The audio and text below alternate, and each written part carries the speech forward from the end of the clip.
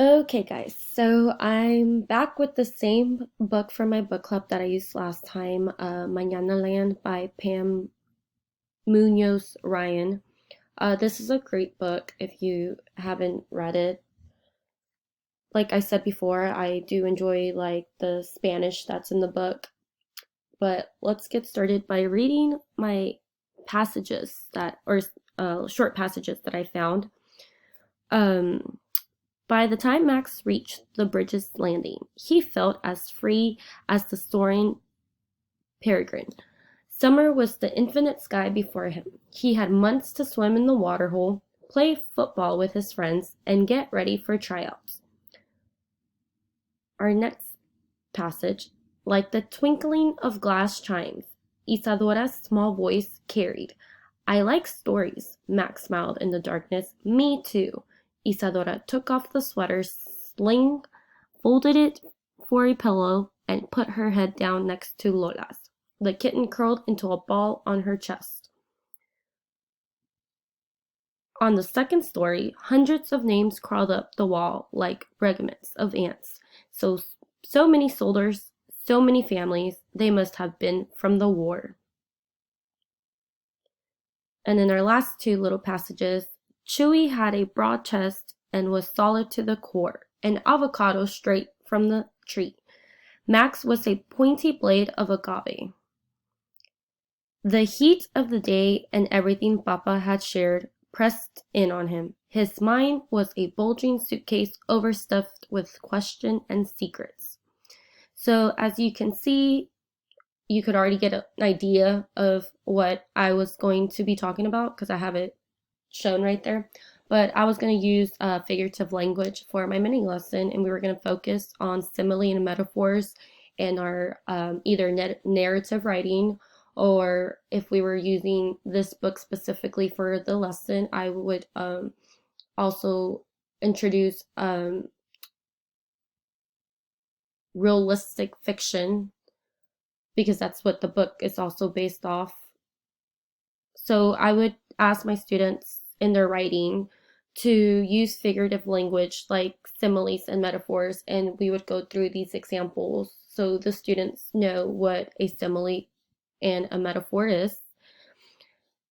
So a simile is compare two things, use the words like or as, and a metaphor would be comparing two things as well, but don't use the words like or as. So here I am showing the students where the figurative language is. So in our first section, our first passage, it's the first sentence that has the simile in. So by the time Max reached the bridge's landing, he felt as free as the soaring peregrine. So what's being compared is Max to the peregrine and on how he felt free.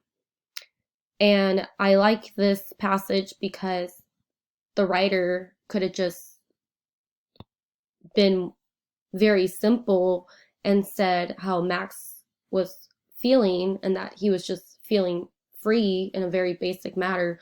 But the peregrine is throughout the book. So I do like that the author did incorporate that together by saying that Max felt as free as the soaring peregrine.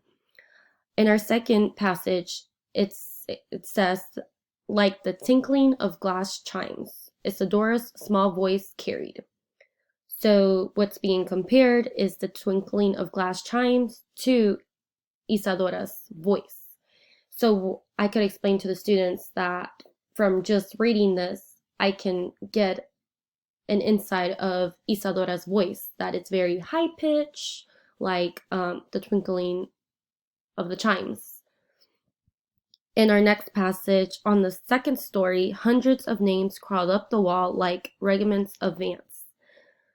So what's being compared is the names and the regiments of ants.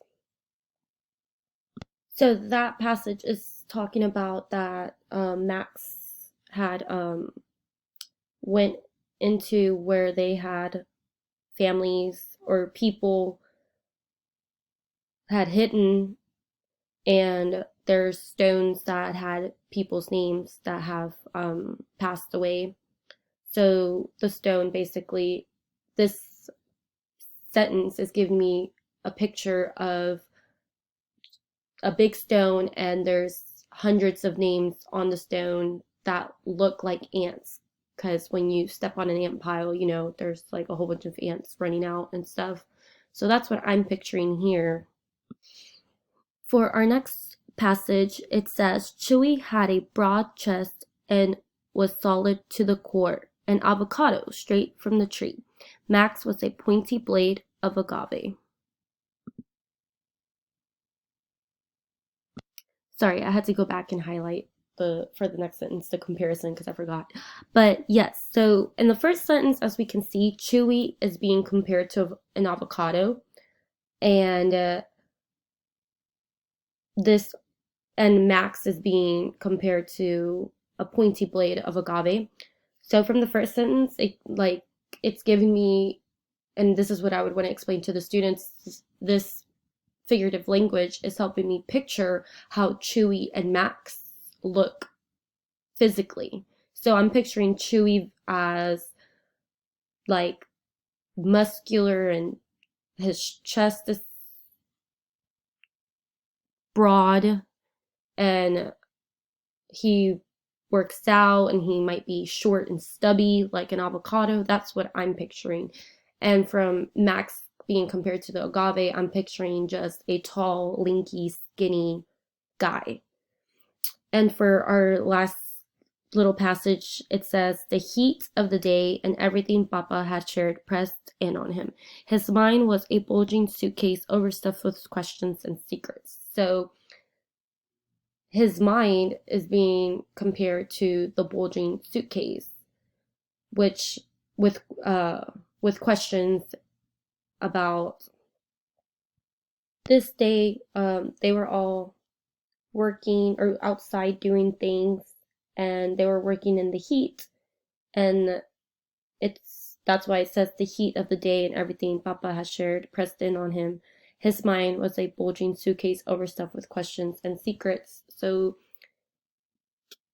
prior to this sentence, they were talking about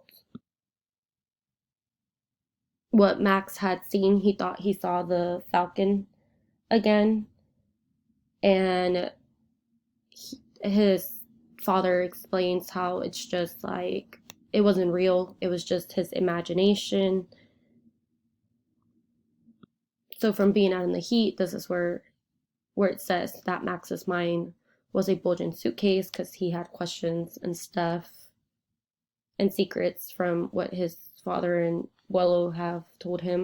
So now that we have discussed the passages, as I would explain to my students, that the first three passages were over similes, and how we would discuss how there are comparisons, and they're using the words as, like right here, and like, even though it's at the beginning of the sentence, this still is a simile because it's making a comparison between the chimes and Isadora's voice. Here we use the word like again for the similes as figurative language. And as we can see at the bottom too, these are metaphors because we don't use the words as or like, but it still is making a comparison. So I would have students try to incorporate this in their writing to help others understand what they're trying to describe in their narrative, in their either their realistic fiction writing or their narrative writing.